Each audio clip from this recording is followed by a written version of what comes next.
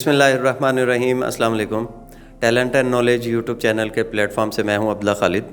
آج اپنے چینل پہ میں ایک بہت ہی یونیک سی چیز آپ سب کی خدمت میں پیش کروں گا. آج میں اپنے چینل پہ میں نے مدعو کیا ہے ہمارے ایک کولیگ ہیں عدنان یعقوب صاحب.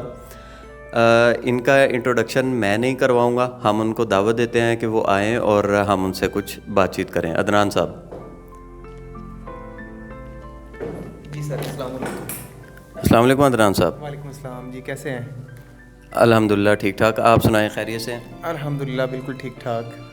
اچھا, عدنان صاحب جو ہیں یہ ویژولی امپیئرڈ پرسن ہیں اور آج ہم نے ان کو اپنے چینل پہ بلایا تاکہ یہ ہم ان سے ان کی زندگی کے بارے میں جان سکیں.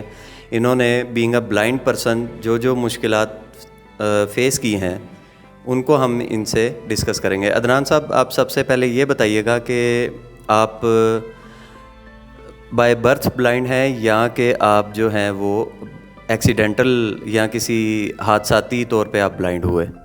نہیں سر, میں بائی برتھ بلائنڈ ہوں اور ایکسیڈنٹل وغیرہ کا کوئی ایشو نہیں تھا. میں بائی برتھ بلائنڈ ہوں اور کافی عرصے تک, کیونکہ ہمارے خاندان میں یہ پہلا اس طرح کا کیس تھا, تو 6 ماہ کی عمر تک تو میرے گھر والوں کو یہی اندازہ نہیں ہو سکا کہ میں بلائنڈ ہوں کہ نہیں ہوں.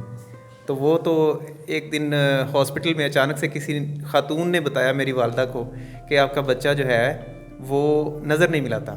تو جب ڈاکٹر کو دکھایا تو ڈاکٹر نے تصدیق کر دی کہ آپ کا بچہ تو بلائنڈ ہے. یعنی آپ بائی برتھ بلائنڈ ہیں. تو اس کے بعد یہ بتائیے گا کہ آپ کو زندگی میں کیا کیا مشکلات جو ہیں وہ فیس کرنا پڑی؟ بینگ اے بلائنڈ پرسن مشکلات تو کافی ہوتی ہیں. اس میں یہ تھا کہ پہلے تو بندہ جب اپنے گھر کی حد تک رہتا ہے تب تک تو معاملات تقریباً ٹھیک ہی رہتے ہیں, لیکن جب ہماری اسکولنگ سٹارٹ ہوتی ہے, اب میں تھرو آؤٹ بورڈنگ میں پڑھا ہوں, بورڈنگ میں رہا ہوں, وہیں میری تعلیم ہوئی ہے. اب میری جو یہاں سے ایجوکیشن میری 6 سال کی عمر سے سٹارٹ ہو جاتی ہے اور وہ میں نے اپنے ہی شہر گوجرانوالہ میں ایک ہمارا پرانا بلائنڈ اسکول ہے, government institute for the blind peoples colony, وہاں سے میں نے اپنی ایجوکیشن کا جو ہے نا وہ باقاعدہ آغاز کیا تھا. اس کے بعد تھرو آؤٹ میں لاہور گیا, لاہور سے مڈل, میٹرک, پھر ایف اے, پھر پرائیویٹلی میں نے بی اے کیا اور اب الحمدللہ میں اس وقت ماسٹرز ان اسپیشل ایجوکیشن کر رہا ہوں. ماشاء اللہ. تو عدنان صاحب, یہ سب کچھ آپ نے جو اچیو کیا, آپ نے میٹریکولیشن کیا, پھر آپ نے گریجویشن اوبیسلی کیا اور اب آپ ماسٹرز کر رہے ہیں, اس میں آپ کے ساتھ جو سوسائٹی کے ایشوز تھے یا ایٹیٹیوڈنل جو ایشوز تھے وہ آپ نے کیا کیا فیس کیے؟ آپ یعنی اگر آسان الفاظ میں اس کو ہم کہیں تو آپ کے ساتھ معاشرے کا کیا رویہ تھا, ذرا اس پہ روشنی ڈالیے گا.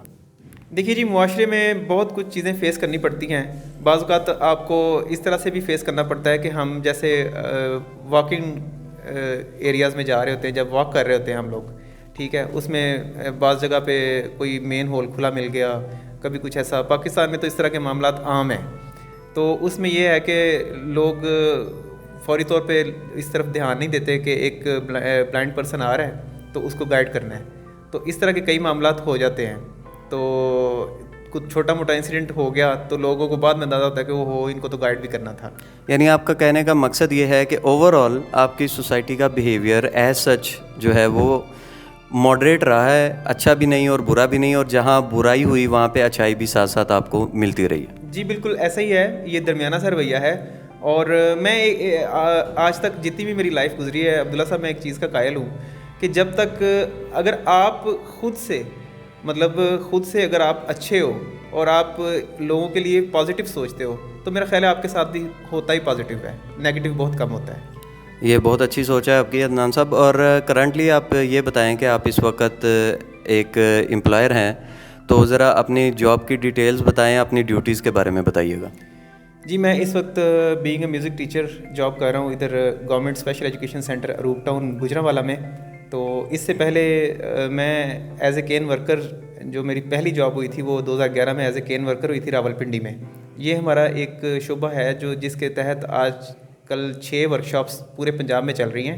یہاں پہ ہم چیئر میکنگ کا کام کرتے ہیں, ٹھیک ہے. اور اس کے تحت میری پہلی جاب راولپنڈی میں 2011 میں ہوئی تھی. اس کے بعد 2012 میں لاہور ٹرانسفر کرا لی میں نے, اور اس کے بعد 2016 میں میری یہ جاب ہوئی ایز میوزک ٹیچر منڈی بہاؤدین، اور منڈی بہاؤدین کے بعد 2017 کے اینڈ پہ میں نے حافظ آباد میں اپنی ٹرانسفر لی، اور حافظ آباد سے 2020 میں جو ہے میں نے سپٹمبر میں پھر ادھر اپنے شہر میں یہاں پہ آ گیا ٹرانسفر کرا کے، اور تب سے ادھر ہی ہوں۔ تو being a music teacher, Adnan صاحب آپ کی ڈیوٹیز کیا ہیں کہ آپ نے بچوں کو میوزک میں کیا سکھانا ہوتا ہے اور بچوں کو کس طریقے سے آپ لے کے چلتے ہیں؟ جی، بینگ اے میوزک ٹیچر ہمارا یہ فرض ہے کہ ہم نے بچوں کو یہاں پہ سینٹرز میں جو جتنے بھی ہمارے ویژولی امپیئرڈ بچے ہیں ان کو ہم نے نعت کی تیاری، ملی نغمہ کی تیاری کرانی ہوتی ہے۔ اس کے ساتھ ساتھ ہم نے ان کو بیسک میوزک سکھانا ہوتا ہے، موسیقی کے بیسک کیا ہیں، جیسے کہ اس میں سرگمیں ہوتی ہیں، پہلی سرگم، دوسری سرگم، تیسری سرگم، یہ ہمارے بیسیکلی ہوتی ہے انگلیوں کی پریکٹس کے لیے اور گلے کی پریکٹس کے لیے، ٹھیک ہے۔ تو یہ ہمارے ہیں، بیسک سکھانی ہوتی ہے، اور بچوں کو جو بچہ اچھا ہے، شارپ ہے، تو اس کو ہم نے اس کی تیاری کرانے ہوتی ہے نعت اور ملی نغمے وغیرہ کی۔ یعنی بیسیکلی آپ بچوں کو میوزک کے ذریعے ان کے بیہیویئرز اور ان کے ایٹیٹیوڈز کو کنٹرول کرتے ہیں۔ اچھا چلیں، یہ تو بڑا اچھا ایک موقع ہے کہ آپ میوزک ٹیچر بھی ہیں، تو اسی حوالے سے اس ہمارے ویورز کے لیے تھوڑا سا کچھ آپ ہمیں بھی سنانا پسند کریں گے عدنان صاحب؟ جی ضرور، انشاءاللہ۔ جی، میرے ذہن میں ایک کلام آ رہا ہے، تو اس کے دو ایک مصرے آپ کو سناتا ہوں۔ اے جذبۂ دل گر میں چاہوں ہر چیز مقابل آ جائے، منزل کے لیے 2 گام چلوں اور سامنے منزل آ جائے، اے جذبۂ دل گر میں چاہوں۔ ماشاءاللہ جی، اللہ تعالیٰ نے عدنان صاحب آپ کو بہت اچھی آواز سے بھی نوازا ہے، اور آپ نے اپنی زندگی میں بہت زیادہ اسٹرگل کی، اور ماشاءاللہ آپ نے زندگی میں ایک مقام جو ہے وہ اچیو کیا ہے۔ ہماری دعا ہے کہ اللہ تعالیٰ مزید آپ کو جو ہے وہ کامیابیاں عطا کرے، اور جاتے جاتے اگر سوسائٹی کے لیے آپ کا کوئی پیغام ہو تو وہ آپ ضرور دیجیے گا۔ میں اپنی پوری سوسائٹی کو ایک پیغام دینا چاہتا ہوں کہ بینگ اے سوسائٹی پرسن، آپ کائنڈلی وائٹ کین کا احترام کریں۔